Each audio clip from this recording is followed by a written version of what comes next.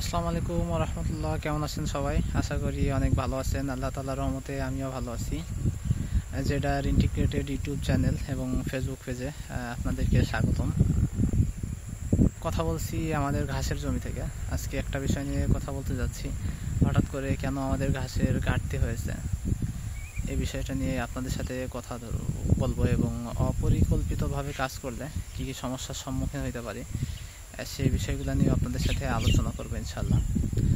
দেখতে পাচ্ছেন এই যে আমি আমার ঘাসের জমিতে আছি, আমার পিছনে ঘাসের জমি। তো আমাদের এখানে সর্বমোট জমির পরিমাণ ছিল 50 শতকের মতো। আমাদের এখানে 33 শতকে প্রতি বিঘা।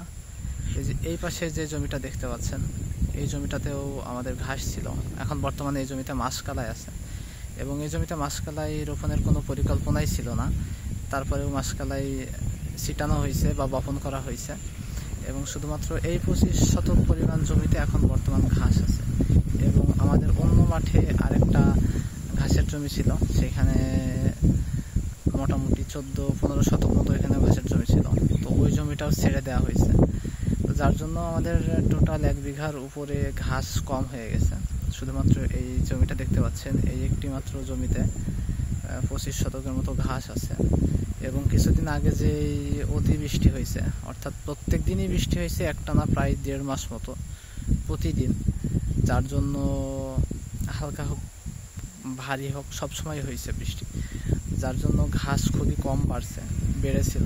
এবং আমি যেহেতু 2টা জমির ঘাস ছেড়ে দেওয়া হয়েছে বা ভেঙে ফেলা হয়েছে এবং ঘাস কম বাড়ছে, পর্যাপ্ত পরিমাণ সারও ব্যবহার করতে পারি নাই, যার জন্য ঘাস কম বৃদ্ধি পাইছে। এবং এই কারণে আমরা দেখতে পাচ্ছি আমাদের ঘাসের সংকট দেখা দিচ্ছে, যার জন্য আমরা কয়েকটা গরু বিক্রিও করে ফেলছি এবং বেশ কয়েকটা গরু আছে এখন আসছে ঘাস নেওয়ার উদ্দেশ্যে। কিন্তু এসে এই পাশটাতে যা দেখছি তাতে ঘাসের কোনো বৃদ্ধি হয় নাই। ওই পিছন দিকে দেখতে পাচ্ছেন, ওই দিক থেকে অল্প একটু ঘাস নেওয়া লাগবে। আবার সাথে কেউ না থাকার কারণেও আমি প্রতিনিয়ত ভিডিও বানাইতে পারি না। তো দোয়া চাই আপনাদের কাছে, সাপোর্ট দিবেন, ভালোবাসা দিবেন ইনশাল্লাহ। আমি আমার জেডার ইন্টিগ্রেটেড এগ্রো ফার্ম রিলেটেড সকল ভিডিও ইউটিউব চ্যানেল এবং ফেসবুক পেজে দিব ইনশাল্লাহ।